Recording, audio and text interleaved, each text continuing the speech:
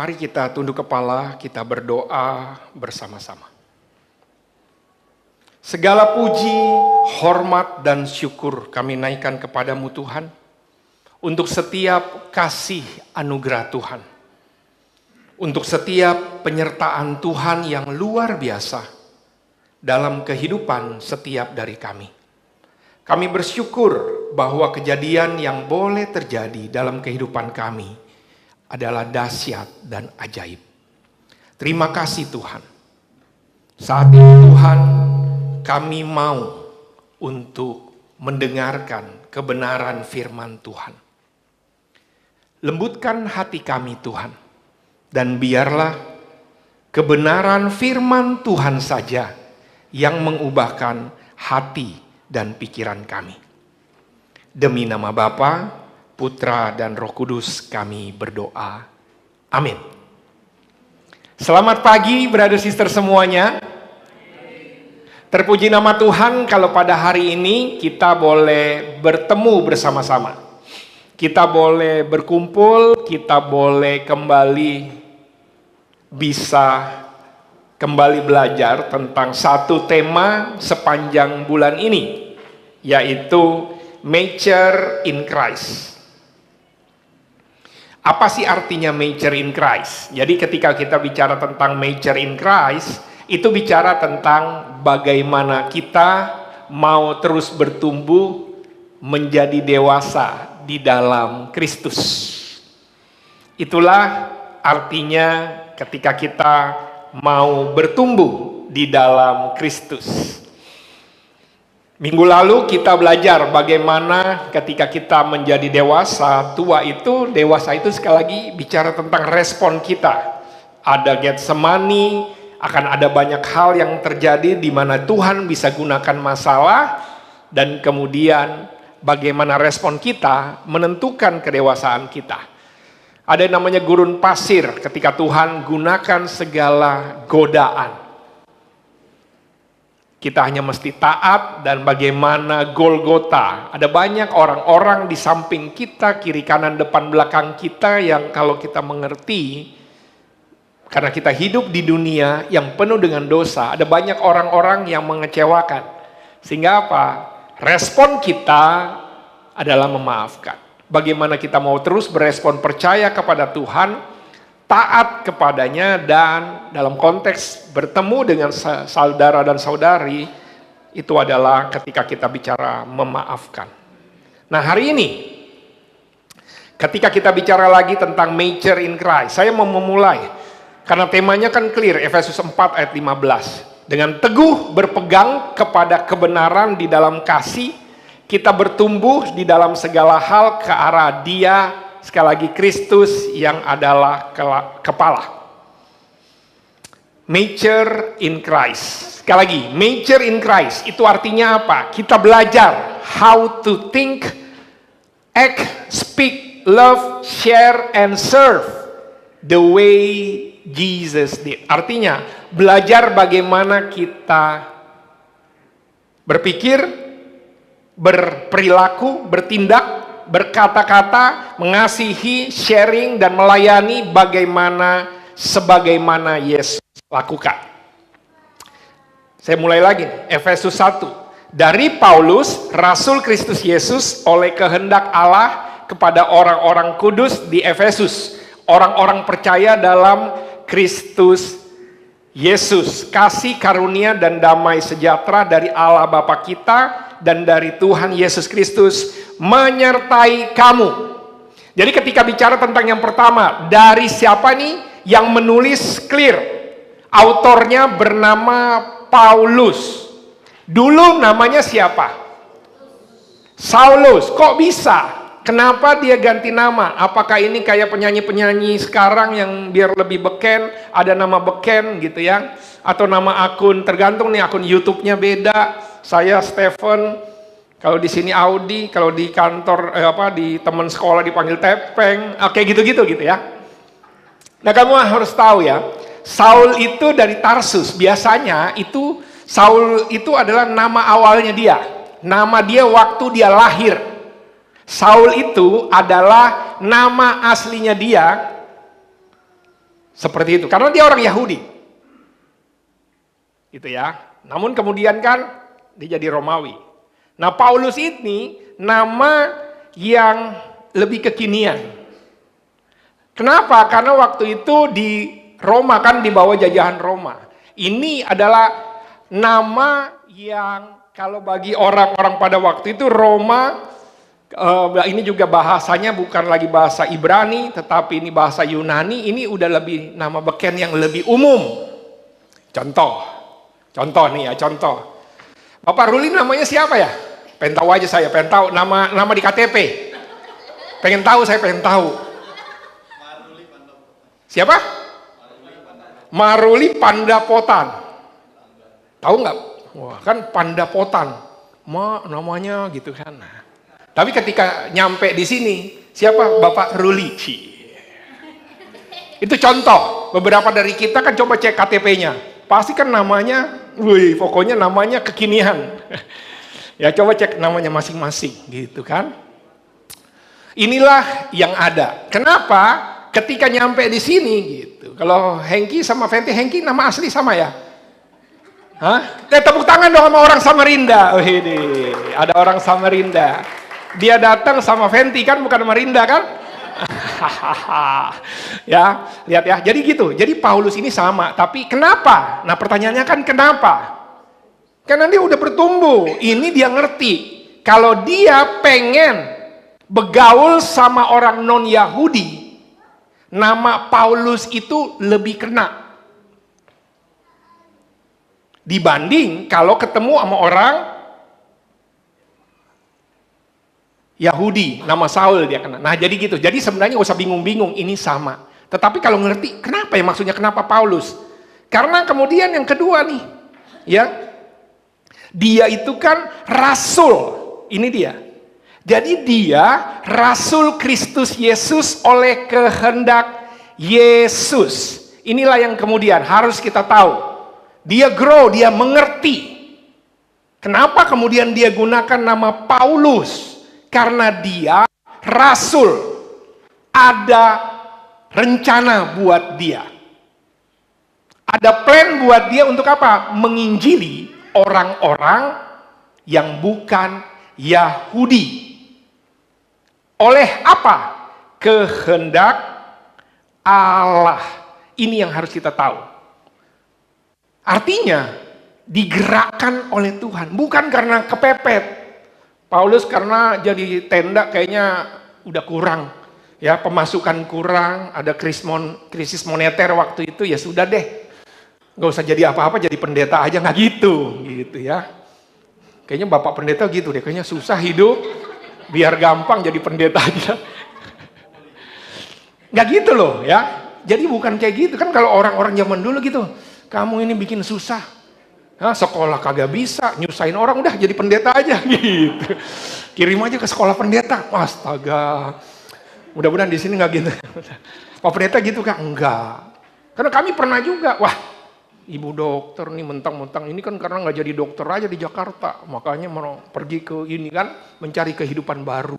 Nggak gitu. Kenapa? Digerakkan oleh Allah.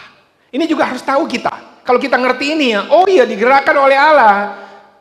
Kamu tahu nggak? Nama kamu itu kalau kamu ngerti ada purpose-nya. Dan ini kan kemudian kalau kita ngerti, ini ada identitas baru kita di dalam Kristus. Ada purpose-nya. Dan itu bukan kehendak pembimbing. Hah? Iya, bukan kehendak Pak Pendeta. Bukan. Tapi kehendak Allah. Kemudian, kepada orang-orang yang ada, orang kudus yang ada di Efesus. Kata kudus dari kata kados, itu artinya orang-orang yang dipisahkan. Kayak belanja, mama tuh atau gini kan dipisahkan. Mama kan kalau ngelihat, wih buah mangga 10.000, murah banget. Pernah nggak belanja? Kalau nggak pernah belanja nggak ngerti. Tapi kalau dia belanja, wih 10.000 langsung berhenti. Cuk, langsung berhenti. 10.000, 10.000. Yang mana? Yang di depan. Iya. Yang busuk-busuk, yang kecil-kecil. Tapi iklannya gede banget dan kita kalau ngeliat, Sayang murah tuh, mangga 10.000. Langsung turun. Udah jauh turunnya kan, turun, mana yang 10.000? Yang ini aja. Terus yang ini 30.000. Malu kan? Ya sudah, dia beli yang 30.000 gitu. Itu dipisahkan. Jadi ngerti ya ketika dipisahkan. Nah, siapa? Kita semua di sini itu dipisahkan oleh Tuhan, tahu nggak? Dari orang-orang, dari kehidupan lama kita dipisahkan. Kamu harus ngerti ini. Ini ayat 1 aja panjang banget kita bahas. Kepada orang-orang kudus di Efesus. Nah, di Efesus ini baru timbul manuskrip awalnya nggak ada kata-kata Efesus. Tapi nggak apa-apa. Kenapa kemudian ada beberapa tulisan yang menuliskan Efesus, tapi ada beberapa tulisan tidak menuliskan Efesus. Nggak ada masalah juga. Tapi ini akan membantu kita, orang di Efesus. Saya udah pernah jelasin tentang peta ini. Tapi kalau ngelihat peta ini, kalau misalnya di zoom lagi, nggak tahu nih, bisa di zoom lagi nggak? Bisa. Kalau lihat peta ini di zoom lagi, ini kotanya Efesus. Puji Tuhan kemarin kan Rezeki Anak Soleh pernah ke Efesus gitu ya. Di Turki ini sekarang. Sekarang udah nggak ada. Efesusnya udah kena gempa. Udah jadi nama kotanya Kudasasi kalau nggak salah. Tapi singkat cerita Efesus ini adanya di tepi laut. Jadi itu persimpangan, sebelah kiri ini Yunani, kemudian di sini itu artinya ini tempat sangat strategis. Nah, ya. Kenapa? Karena di sini pelabuhannya mantap, kemudian dia mau ke Pulau Patmos, ke semua Santorini daerah sini. Kita taunya Santorini kalau di Yunani, kalau zaman sekarang. Mungkin dulu Paulus jalan-jalan ke Santorini, tapi karena buat healing doang, dia nggak menulis surat, nggak ditaruh di sini. Mungkin. Tapi poin saya, Efesus itu tempat yang sangat strategis.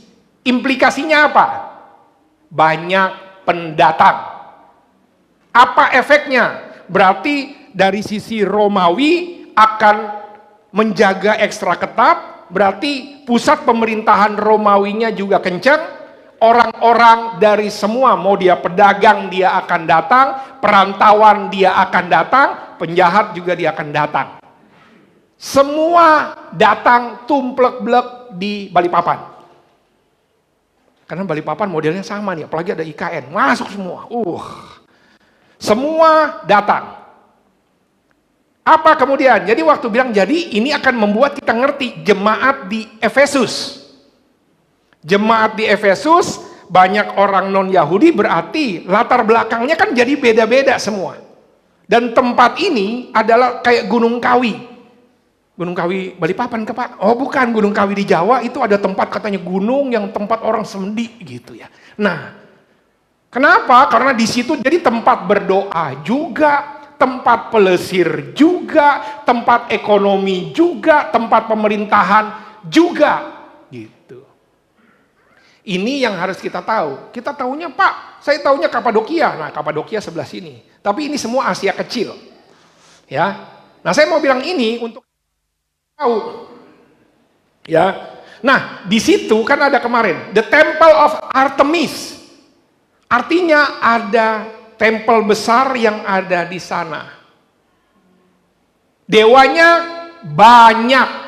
Kalau di Yunani kemudian tuh Kisah Rasul kan dibilang, ini ada dewanya banyak. Masing-masing dewa punya nama. Terus dewa yang ini, makanya kan ada dewa yang bahkan dikasih.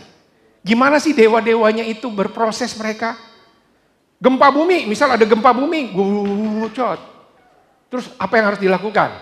Di bawah caranya mereka itu gini, dewa-dewa dijajar-jajarin, misalnya gempa bumi gitu ya, karena bagi mereka kalau ada kejadian alam itu pasti salah satu dewa marah, jadi dijajarin tuh semua, dewa marah, misalnya taruh semua nih, dewa 1, dewa 2, dewa 3 gitu kan, terus masing-masing dikasih makanan, ayam dilepas dari sini, dia pergi kemana?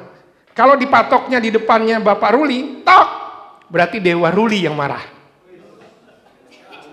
Seperti itulah kurang lebihnya. Jadi banyak dewa-dewanya. Nah kalau di Yunani, makanya kemudian tiba-tiba si ayam belok. Kok ke sini?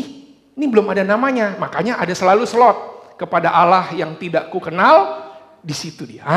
Jadi ngerti ya. Inilah kondisi yang ada. Kenapa ini penting? Karena inilah kenapa kemudian pesan surat ini diberikan kepada jemaat. Ini jemaatnya Efesus dan sekitarnya. Sebenarnya begitu. Nah, salah satu dewa yang paling happening di zaman itu. Jadi waktu itu ternyata, ini kan udah keras, ada meteor jatuh. Ting, plop. Oh enggak gitu, enggak tahu bunyinya gimana ya. Meteor jatuh dan itu dijadiin dewa. Pada saat meteor jatuh, tiba-tiba bentuknya kayak begini. Wih. Mohon maaf, ini adalah Dewi Artemis namanya.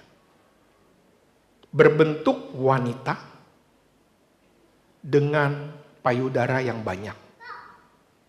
Mengapa? Karena ini melambangkan kesuburan.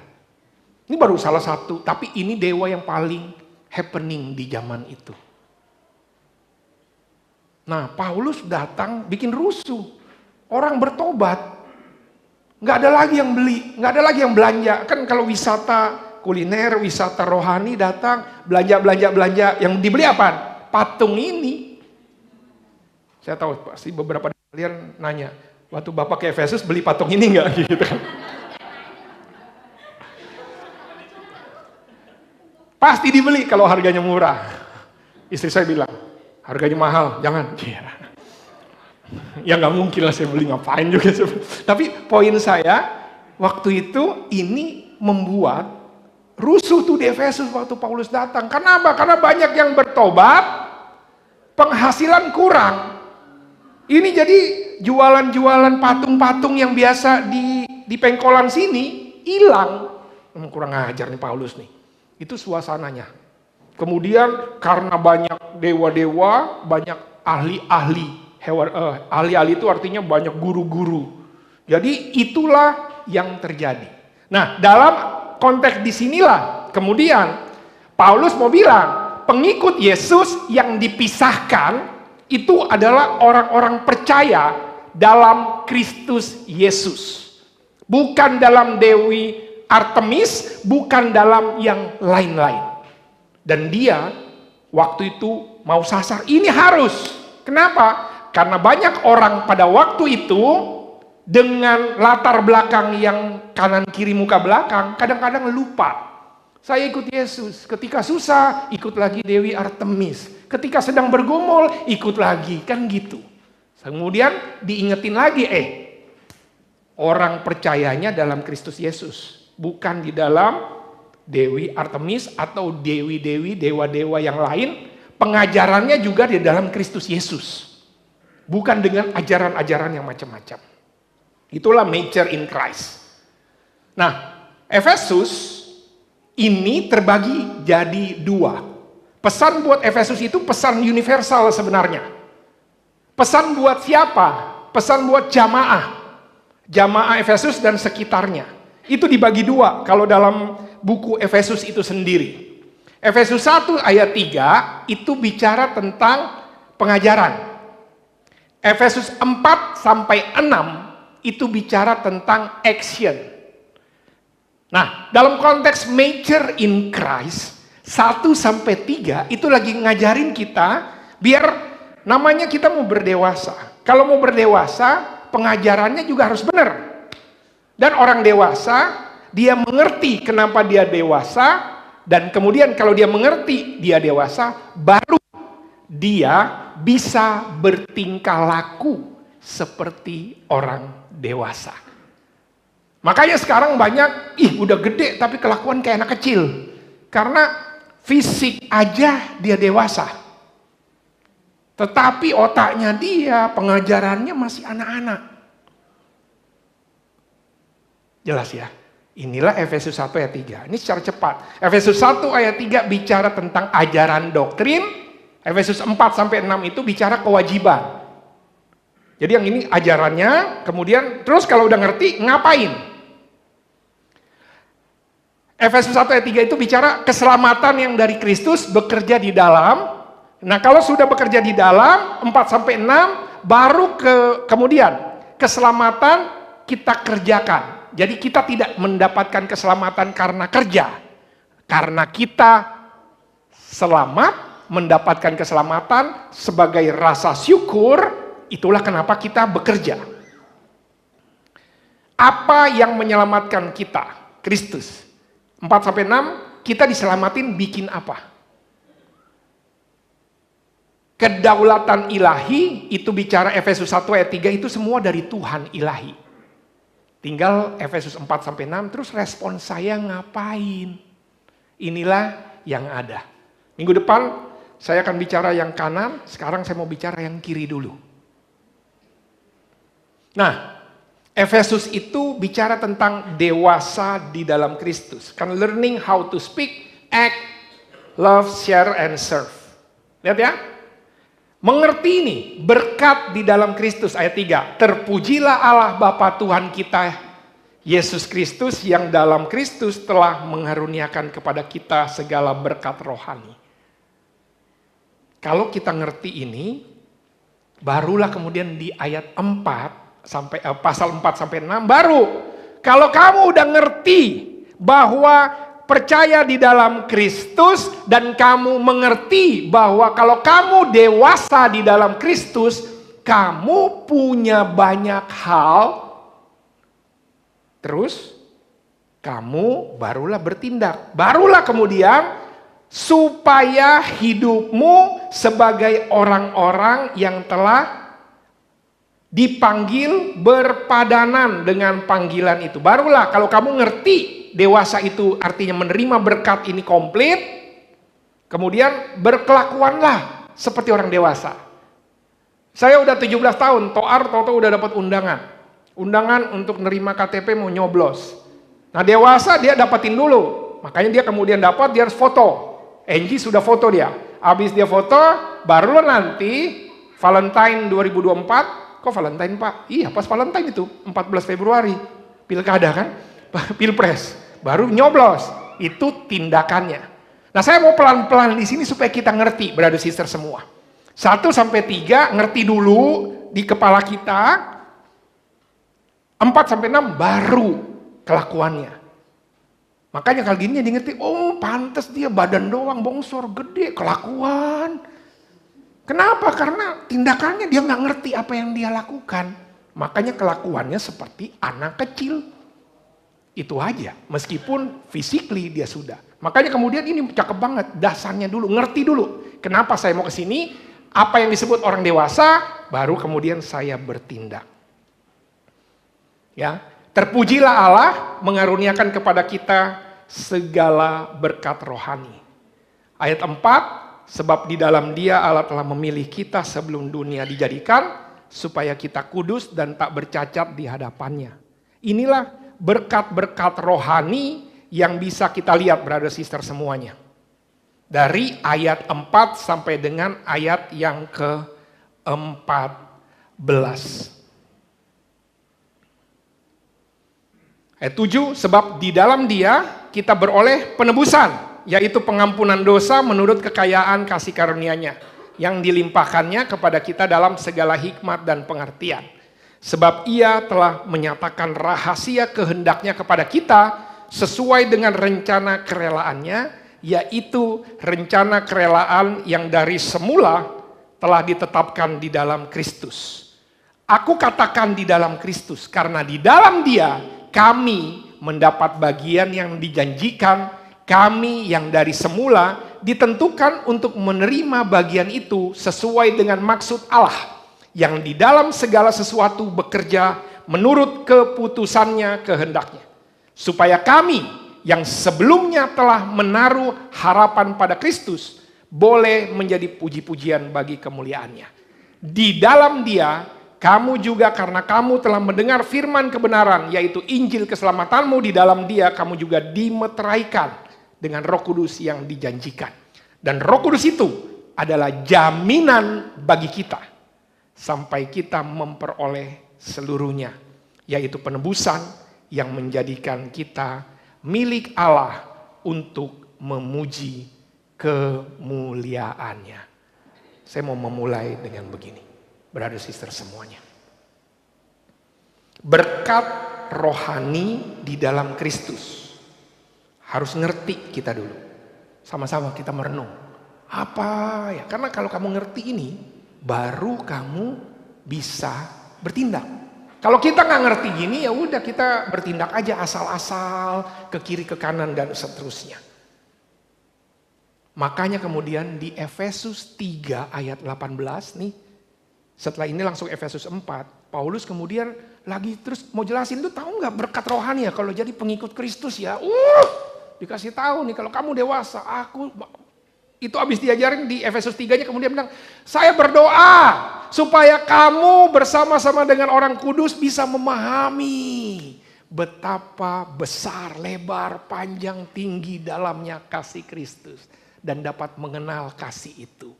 Sekalipun ia melampaui segala pengetahuan. Aku berdoa supaya kamu dipenuhi. Karena orang yang dewasa, kalau dia bisa memahami betapa lebar, panjang, tinggi, dan dalamnya kasih Kristus, dia akan tahu bagaimana dia bersikap. Mature in Christ. Jadi ngerti dulu. Kadang-kadang kita fokus di tindakannya. Balik dulu. Apa yang memotivasi kita? Berkat rohani, kalau kita mengerti ini ya. Berkat rohani inilah betapa dalam, panjang, kasih tinggi. Wah, lebar, panjang, tinggi, dan dalamnya kasih Kristus. Segala macam multidimensi nih. Paulus tukang tenda, dia bisa nulis dengan semuanya. Dia juga di situ banyak nelayan, dia kasih. Tenda dan itunya semua. Dalam, artinya segala sisi.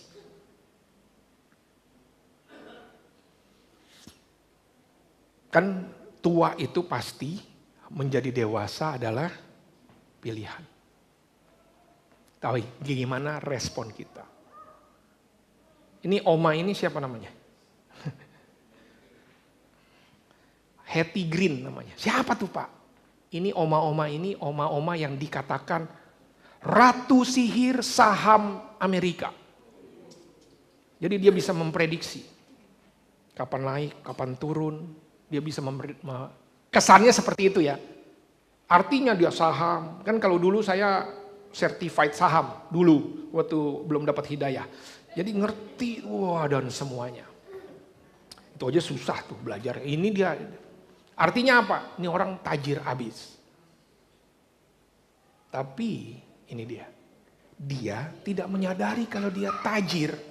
Beda-beda tipir antara otaknya nggak nyampe kalau dia tajir sama dia pelit atau kura-kura dalam perahu. Dalam hidupnya uang yang segitu banyak nggak bisa dia lakukan. Dia nggak menggunakan uangnya itu. Ya iyalah dipinjemin ke gua, bener.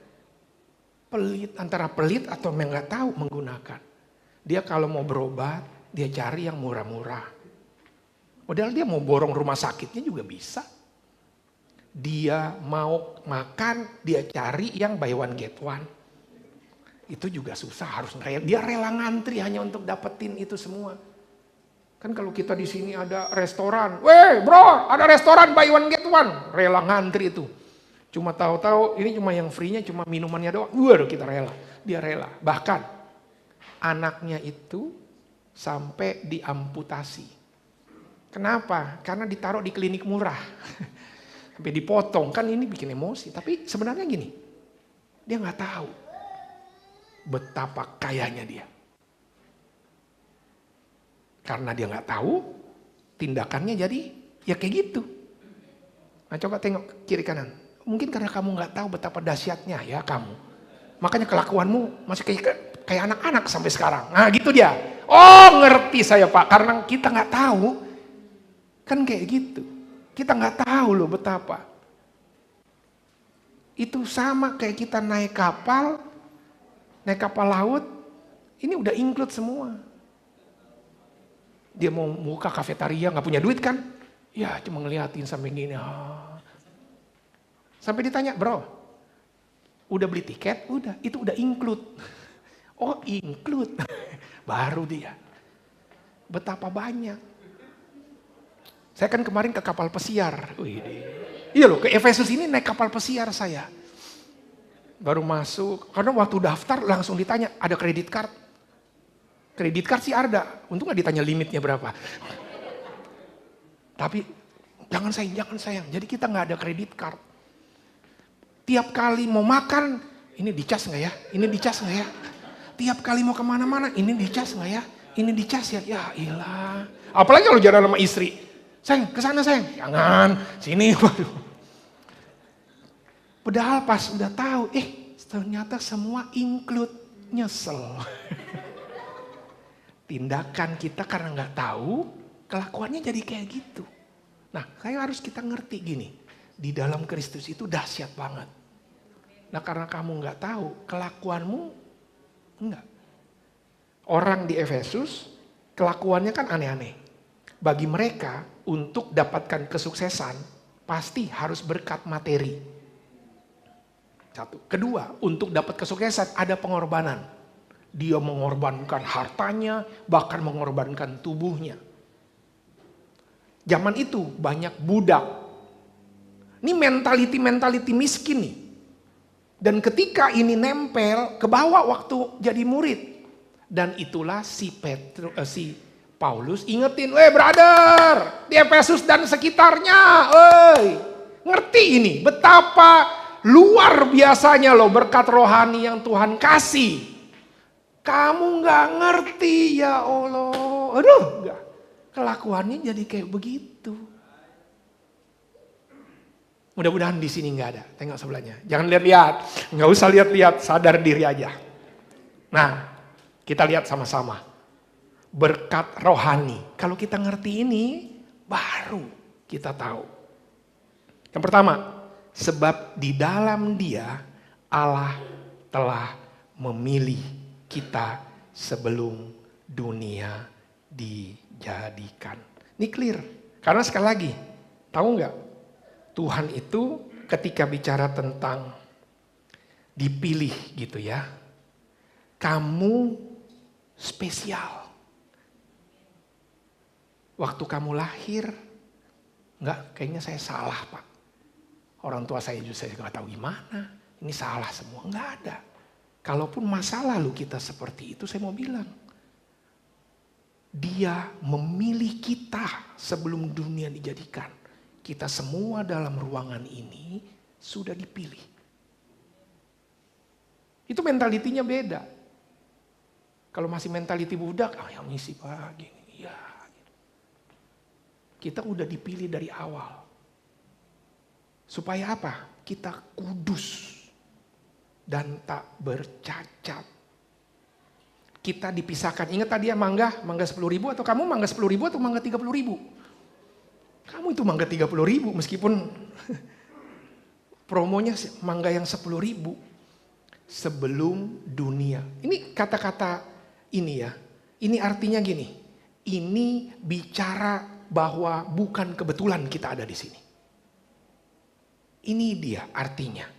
Untuk apa? Jadi ini kalau kata dipilih, zaman dulu kata dipilih karena dia kan budak. Kalau kemudian si budak ini dipilih, ternyata saya nggak budak ya. Cuma kebetulan kok sekarang jadi budak. Dulunya nggak budak saya. Nah itulah mentality yang harus ada. Dan ingetin sekali lagi. Kamu sudah dipilih. Untuk apa? Kudus itu dipisahkan. Ada spesial penugasan khusus buat kamu. Tak bercacat. Artinya ketika bicara tak bercacat ini artinya bukan tentang kamu ini semua.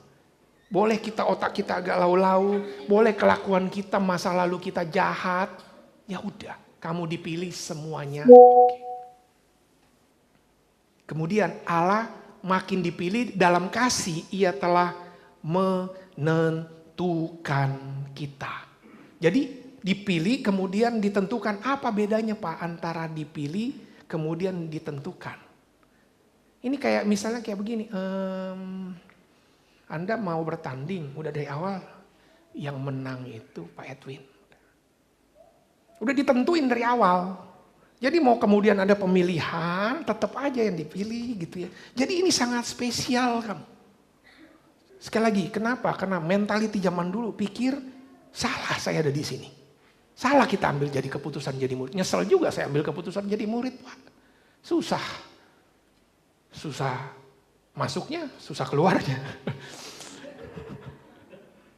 Enggak, Kamu harus tahu itu, brother sister semuanya. Kamu ini udah sangat spesial. Kemudian ditambah lagi, yang diterima, yang dikaruniakan kepada kita di dalam Dia yang dikasihinya. Dikaruniakan itu dari kata karito ya. Artinya kamu spesial. Sekali lagi, kita semua spesial, bukan produk gagal. Kenapa ini?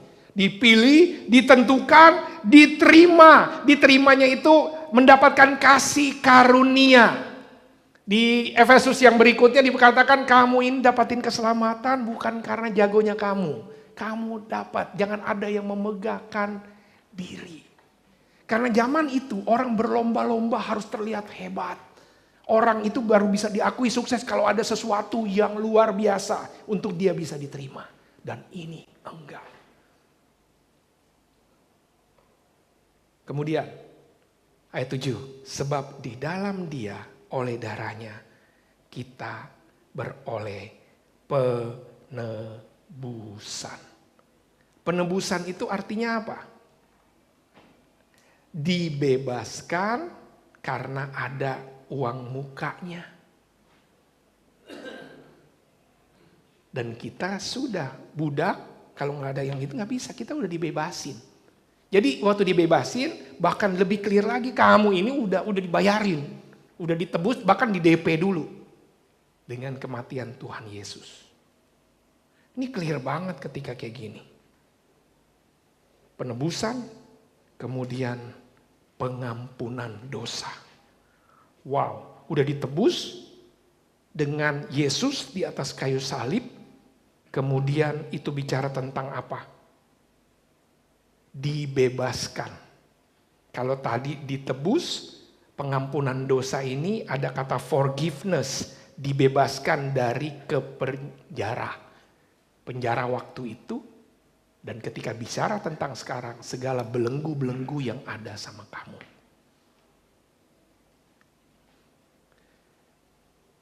Ini luar biasa. Apalagi ayat 9. Ia menyatakan rahasia kehendaknya kepada kita. Bagi beberapa orang bingung, ini kayak saya mau jalan kemana ya? Tahu nggak? Pengikut Yesus bahkan dia sudah tahu. Banyak orang melakukan sesuatu karena nggak tahu gimana masa depannya. Dia nggak tahu masa depannya, membuat dia takut masa depannya kayak apa, sehingga dia melakukan apapun cara hanya untuk supaya dia bisa dapatin itu. Nah, pengikut Yesus, ini berkat nih. Kita sudah tahu ujungnya kemana. Rancangan damai sejahtera yang Tuhan kasih sudah ada. Sekarang orang lagi pilpres. Kayaknya orang berlomba-lomba. Dia ketemu Pak Presiden Jokowi. Terus dibisikin sama Pak Jokowi. Pak Jokowi milih siapa? Saya dibisikin milihnya si A. Milihnya si B. Dan orang kan banyak berlomba-lomba sekarang. Pokoknya kan udah dibisikin sama Pak Jokowi. Saya udah ketemu sampai ini. Kayaknya jadi orang sangat spesial kan nih. Kita ini sudah sangat spesial dinyatakan kehendaknya. Orang-orang yang datang bertemu para nabi-nabinya yang banyak-banyak, dewa-dewanya yang banyak-banyak, mereka bingung. Saya harus gimana? Kasih. Terus saya harus gimana? Bingung. Terus gunain apa? Ayam digunain. Ke kiri, ke kanan ini. Kan capek. Ketika pengikut Yesus enggak. Dia sudah menyatakan. Dengan dengan rencana kerelaannya. Itu kerelaan itu artinya nggak perlu kita pakai segala macam sesajen, nggak perlu. Ini kalau ngerti, enak bener ya pengikut Yesus, enak. Nah yang kayak gini-gini kalau otaknya kita masih belum dong, kelakuan kita juga belum dong. Tapi kalau ngerti, dinyatakan kehendaknya. Orang rela bayar mahal ketemu konsultan kiri kanan. Padahal Alkitab udah bilang loh, rancangan damai sejahtera gini-gini. Sekarang orang mau bayar mahal dengan segala macam dia rela. Tapi kalau Alkitab bilang dia nggak tahu. Padahal semuanya juga dari Alkitab itu. Itulah yang terjadi. Kristus menyatakan rahasianya. Belum lagi ayat 11. Aku katakan di dalam Kristus, karena di dalam Dialah kami mendapatkan bagian yang dijanjikan. Sekali lagi, zaman pada waktu itu warisan. Untuk hidup aja oke, tapi kemudian ini bicara tentang apa? Ketika bicara tentang warisan, ini bicara bagaimana pengikut Kristus itu sudah ada seterusnya. Ada hal yang luar biasa yang Tuhan berikan. Kami yang dari dahulu ditentukan menerima bagian sesuai dengan maksud Allah. Supaya kami yang sebelumnya telah menaruh harapan pada Kristus boleh menjadi puji-pujian bagi kemuliaannya. Wow, ini luar biasa. Ada warisan. Terus ayat 13, di dalam Dia kamu mendengar dan kamu dimeteraikan oleh Roh Kudus. Roh Kudus ini artinya apa sih ketika bicara tentang dimeteraikan? Dimeteraikan itu artinya digaransi. Jadi pada waktu itu kalau sudah dimeteraikan itu artinya barang pada waktu itu kepunyaannya kaisar dimeteraikan. Ketika udah meteraikan ini bukan KW1, ini benar dan ini langsung asli. Kenapa orang pada waktu itu? Ya itu tadi, karena ketika orang Romawi datang, mereka ini siapa nih? Tapi enggak, ketika sudah bawa meterainya raja, bawa ini lihat capnya, cap dari Raja Romawi. Apa yang terjadi? Diikutin tuh. Cap itu, widih. Itulah kenapa Paulus waktu dia mau disikat, dihajar kan? Dia dihajar lu, ngaku nggak, maling nggak, mau nggak? Tiba-tiba bilang, saya orang Romawi. Ya, orang Romawi lagi, aduh. Langsung ketakutan cuma dia ngomong orang Romawi.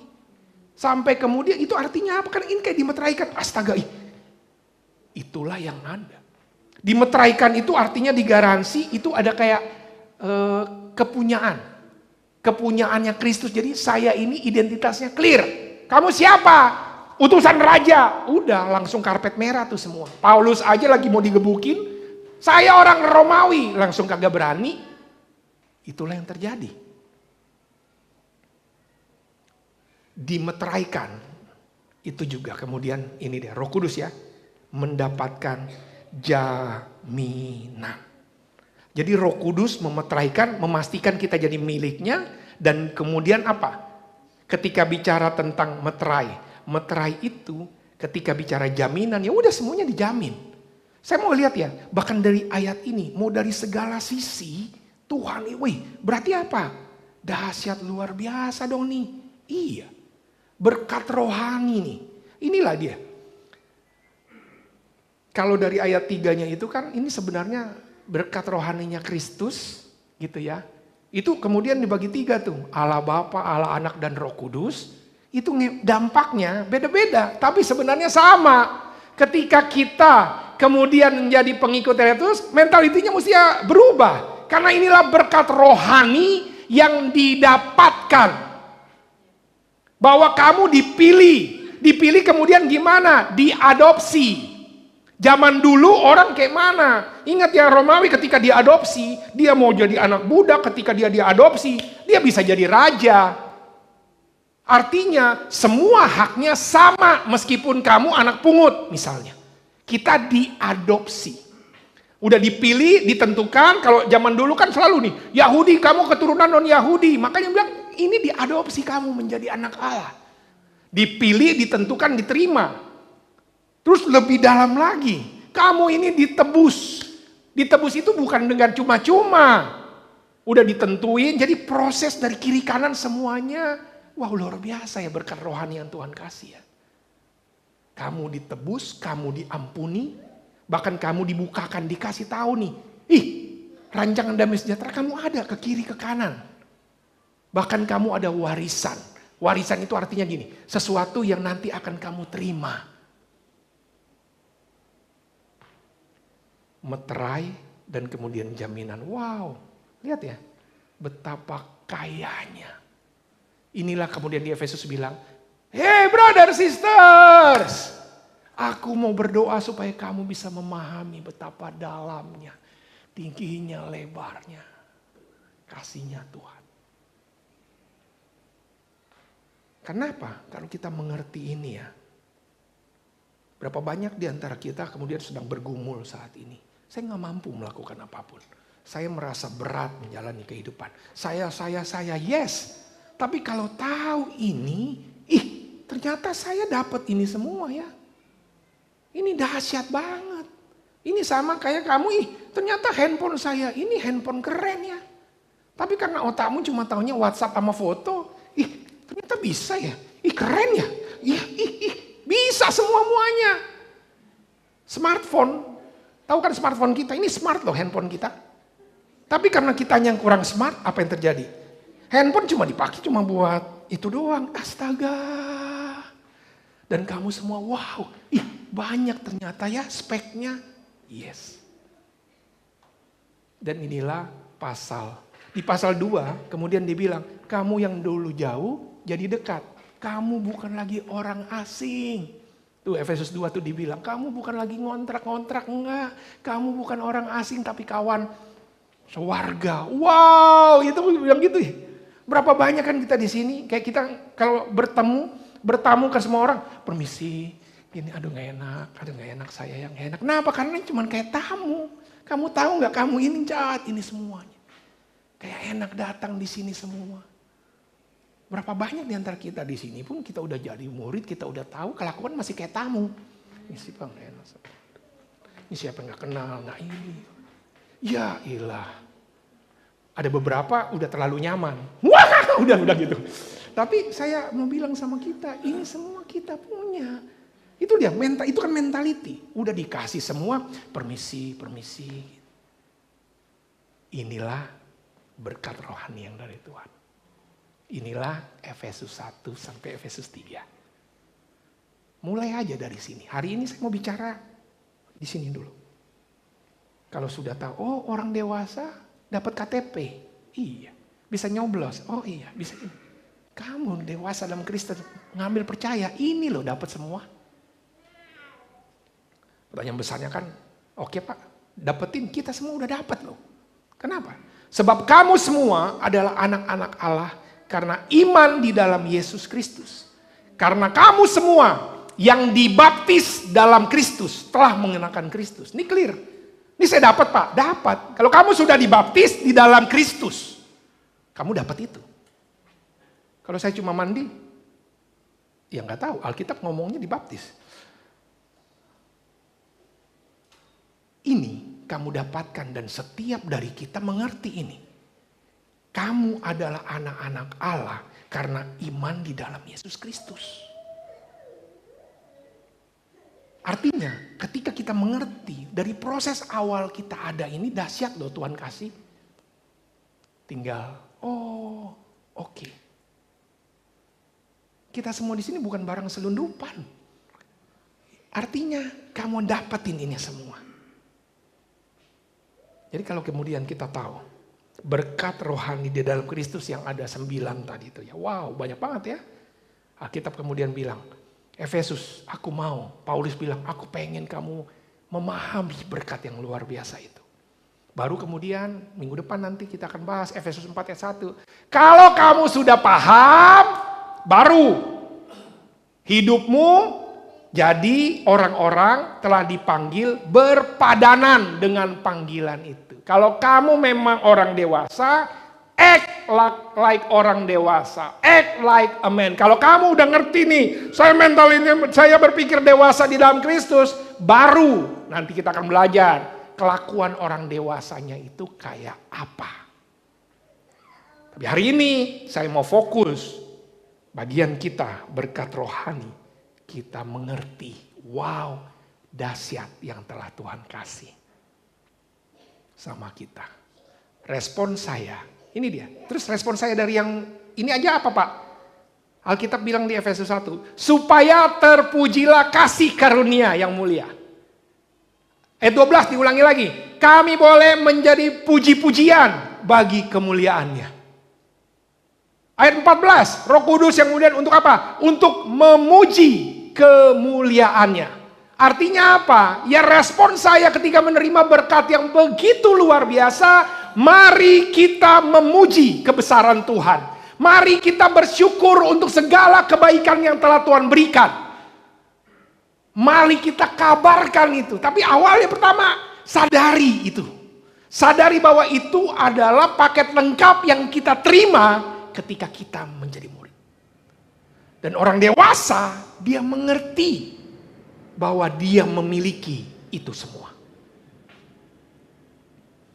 So, respon saya memuji Allah. Kalau di dalam buku Roma clear. Karena itu saudara, demi kemurahan Allah, aku menasihatkan kamu, persembahkan tubuhmu sebagai persembahan yang hidup, yang kudus, dan yang berkenan kepada Allah. Itulah memuji Dia, ibadah yang sejati.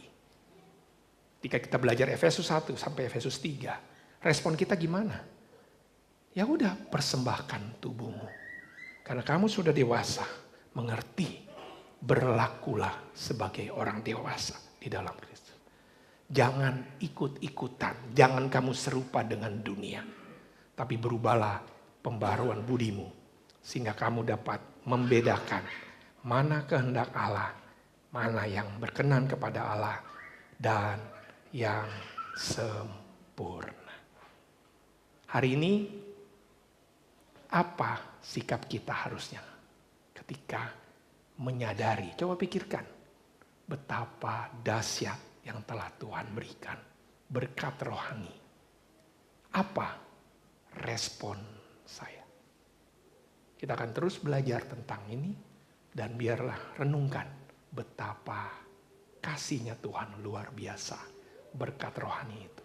Bukan buat saya, buat kita semua, dan kita yang telah dibaptis di dalam Kristus sudah mendapatkannya. Mari kita berdoa. Terima kasih Tuhan, saya mau merespon dengan memuji Tuhan. Memuji kemuliaan-Nya. Terima kasih Tuhan. Kami bersyukur, kami bahkan dipilih, kami ditebus. Suatu hal yang luar biasa yang Tuhan berikan. Terima kasih Tuhan, terima kasih. Kami bersyukur untuk itu Tuhan. Biarlah kami boleh terus menikmati anugerah Tuhan. Memahami betapa panjang lebar dalam kasih Tuhan. Menikmati berkat rohani. Dan kalau kami mengerti, kami mau memuji kemuliaan-Nya. Terima kasih Tuhan. Saat ini kami akan kembali ingat melalui perjamuan kudus. Kiranya Tuhan menyiapkan hati setiap dari kami. Di dalam nama Tuhan Yesus kami berdoa. Amin.